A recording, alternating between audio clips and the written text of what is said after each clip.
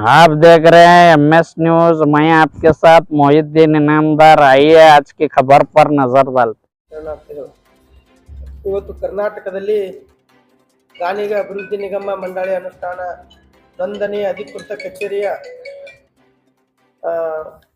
ಉದ್ಘಾಟನಾ ಸಮಾರಂಭ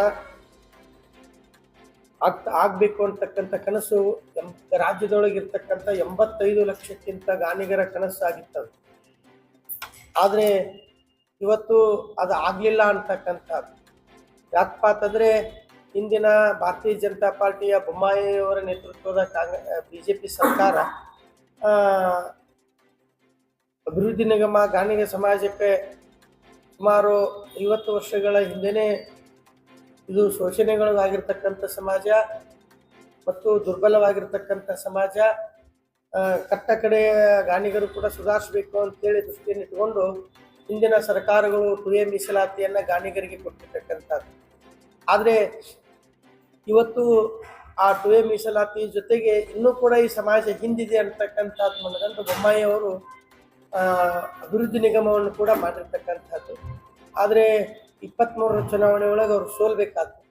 ಸೋತ ತಕ್ಷಣ ಬಂದಿರತಕ್ಕಂಥ ಸಿದ್ದರಾಮಯ್ಯ ನೇತೃತ್ವದ ಕಾಂಗ್ರೆಸ್ ಸರ್ಕಾರ ಇವತ್ತಿಗೂ ಕೂಡ 10 ರೂಪಾಯಿ ಅನುದಾನವನ್ನು ಗಾಣಿಗ ಸಮಾಜದ ಅಭಿವೃದ್ಧಿ ನಿಗಮಕ್ಕೆ ಇಟ್ಟಿಲ್ಲ ಅಂತಕ್ಕಂಥದ್ದು ನಮ್ಮಲ್ಲಿ ಇದೆ ಅಂತಕ್ಕಂಥದ್ದು. ಅದಕ್ಕೆ ಅದನ್ನು ಖಂಡಿಸಿ ನಾವು ದಿನಾಂಕ 18/12/2024 ಬುಧವಾರ ಬೆಳಗ್ಗೆ 10:30 ಗಂಟೆಗೆ ಸುವರ್ಣಸೌಧವನ್ನು ಮುತ್ತಿಗೆಯನ್ನು ಹಾಕಿ ಅಲ್ಲಿ ದೊಡ್ಡ ಪ್ರಮಾಣವಾಗಿರ್ತಕ್ಕಂಥ ಪ್ರತಿಭಟನೆಯನ್ನು ಕೂಡ ನಾವು ಹಮ್ಮಿಕೊಂಡಿರ್ತಕ್ಕಂಥದ್ದು. ಅಂದರೆ ಇವತ್ತು ಎಣ್ಣೆಯನ್ನು ತೆಗೆದು ಜಗತ್ತಿಗೆ ಬೆಳಕನ್ನು ಕೊಟ್ಟಿರ್ತಕ್ಕಂಥ ಗಾಣಿಗರು ಇವತ್ತಿಗೂ ತಮ್ಮ ಬಡತನ ರೇಖೆಗಿಂತ ಕೆಳವರ್ಗದೊಳಗೆ ಕೂಲಿ ಕಾರ್ಮಿಕರಾಗಿ ಮತ್ತು ಉದ್ಯೋಗ ಇರಲಾರ್ದ ಜೀವನವನ್ನು ಸಾಗಿಸ್ತಕ್ಕಂಥ ಕಾಲದೊಳಗೆ ಇವತ್ತು ಸಿದ್ದರಾಮಯ್ಯನವರು ಹಿಂದುಳಿದ ನಾಯಕರು, ಹಿಂದುಳಿದ ವರ್ಗದ ನಾಯಕರು ಅಂತೇಳಿ ಪದೇ ಪದೇ ಮೇಜ್ ಕುಟ್ಟಿ ಭಾಷಣ ಮಾಡ್ತಿರ್ತಾರೆ.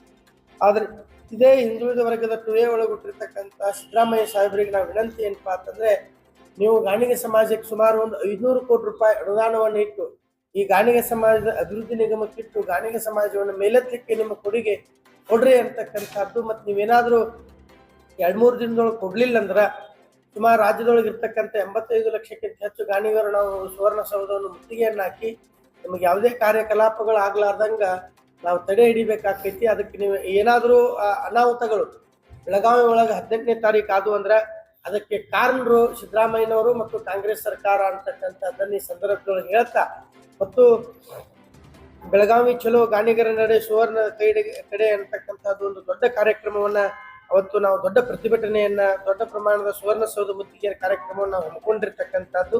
ಅದಕ್ಕೆ ಇನ್ನೂ ಹೆಚ್ಚಿನ ಸಂಖ್ಯೆ ಪ್ರತಿ ಜಿಲ್ಲೆ, ರಾಜ್ಯದ ಪ್ರತಿ ಮೂಲೆಗಳಿಂದಲೂ ಗಾಣಿಗ ಸಮಾಜದವರು ಎಲ್ಲರೂ ಕೂಡ ಅವತ್ತು ಆಗಮಿಸ್ತಾ ಇದ್ದಾರೆ.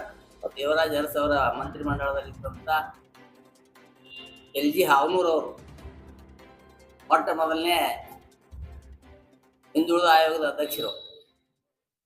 ಅವರು ಗಾಣಿಗ ಸಮಾಜವನ್ನು ಹಿಂದುಳಿದ ಸಮಾಜ, ಇದು ಅತ್ಯಂತ ಹಿಂದುಳಿದ ಸಮಾಜ, ಇದನ್ನು 2Aದಲ್ಲಿ ಸೇರಿಸಬೇಕು. ಆಗಿನ ಕಾಲದಲ್ಲಿ 2A ಅಂತ ಇರಲಿಲ್ಲ, BCM ಬ್ಯಾಕ್ವರ್ಡ್ ಕಮ್ಯುನಿಟಿ ಅಂತಿತ್ತು.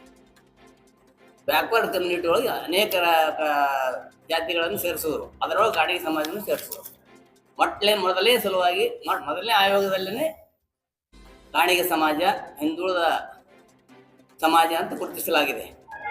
ತದನಂತರ ಬಂದ ಅನೇಕ ಹಿಂದುಳಿದ ಆಯೋಗಗಳು ಕೂಡ ಗಾಣಿಗ ಸಮಾಜವು ನಿಜವಾಗಲೂ ಹಿಂದುಳಿದ ಸಮಾಜದ ತಿಳ್ಕೊಂಡು ಅದನ್ನು ಮುಂದುವರ್ಸ್ಕೊಂಡು ಬಂದಿದ್ದಾವೆ.